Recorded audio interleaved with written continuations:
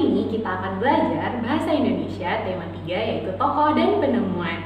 Nah, yang pertama kita akan menggali isi dari teks eksplanasi.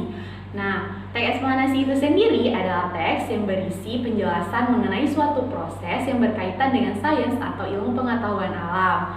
Nah, cara untuk memahami inti dari informasi dibutuhkan yang namanya 4 cara. Yang pertama ada membaca atau mendengarkan teks, yang kedua ada menentukan topik dalam teks, yang ketiga ada menentukan ide pokok dari tiap paragraf pada teks, yang keempat ialah menjawab pertanyaan berdasarkan topik dan juga ide pokok pada sebuah teks. Selanjutnya ada struktur dari teks eksplanasi ilmiah. Nah, struktur ini terbagi menjadi 3. Yang pertama ada pernyataan umum, yang kedua ada deretan penjelas, dan yang ketiga ada kesimpulan. Nah, untuk pernyataan umum ini biasanya terletak pada awal teks, dan pernyataan umum ini sebagai paragraf dari paragraf pembuka.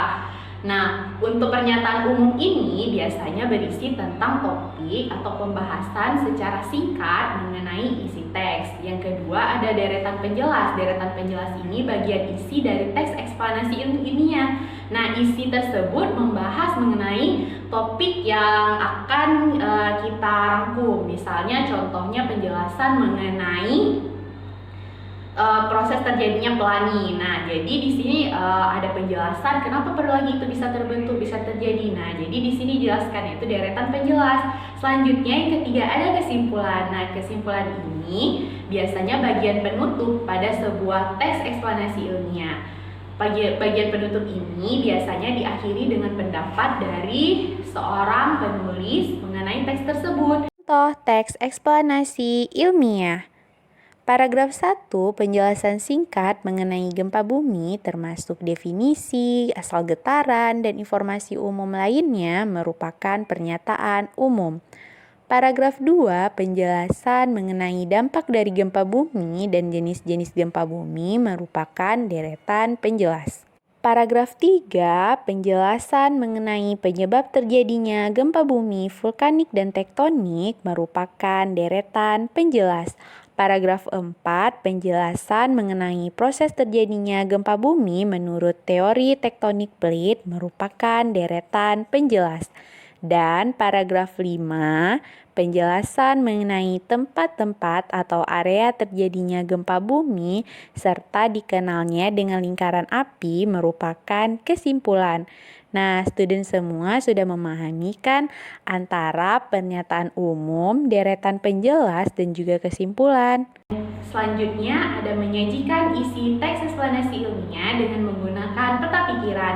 Nah, untuk membuat sebuah peta pikiran atau mind map biasa dibutuhkan yang namanya simbol atau tanda, menggunakan juga warna, dan yang paling penting adalah menemukan kata kunci yang tepat. Jadi misalnya ada satu pembahasan tentang proses terjadinya pelangi. Nah, nanti dijelaskan prosesnya, terus warna-warna apa aja yang ada pada pelangi. Nah, kata kuncinya itu adalah pelangi. Maka nanti akan ada penjabaran cabang-cabang sehingga terbentuknya yang namanya peta pikiran. Nah, selanjutnya yang D itu menggunakan kalimat efektif dalam teks eksplanasi ilmiah. Nah, ada 3 hal penting yang harus kita ingat. Yang pertama itu dalam sebuah teks atau kalimat harus adanya yang namanya subjek dan juga predikat. Nah, subjek ini sendiri biasanya berupa orang atau pelaku yang melakukan sesuatu hal. Nah, predikat ini hal yang dikerjakan. Nah, kalau misalnya objek itu yang diperlakukan. Tapi kalau misal objek itu tidak wajib ada. Yang wajib ada itu adalah subjek dan juga predikat. Nah, contohnya misalnya Miss Saifa mengajar bahasa Indonesia. Nah, kalau misalnya subjeknya itu Miss Saifa, predikatnya itu adalah mengajar, nah objeknya itu bahasa Indonesia. Tapi kalau misalnya kita ada beberapa kalimat yang tidak menggunakan objek pun tidak apa-apa, hanya butuh subjek dan juga predikat. Selanjutnya menggunakan kata baku yang sesuai dengan puebi. Nah, kata-kata baku ini kita juga udah belajar beberapa hal. Jadi ada kata-kata baku dalam sebuah bahasa yang berpedoman pada puebi. Puebi itu adalah pedoman umum ejaan bahasa Indonesia. Nah, contohnya misalnya November, itu kata bakunya. Nah, kata tidak bakunya adalah November. Maka hal-hal dari kata-kata yang tidak baku kita harus mengubahnya menjadi kata baku. Selanjutnya adalah tidak ambigu. Jadi, dalam sebuah kata-kata atau kalimat yang kita gunakan itu tidak menimbulkan makna ganda. Jadi, orang lain lebih paham jika kita tidak menggunakan kata-kata yang ambigu. Jadi, kita harus menggunakan kata yang tidak ambigu. Oke, sekian pembelajaran Miss hari ini. Lebih dan kurang Miss mohon maaf. Wassalamualaikum warahmatullahi wabarakatuh.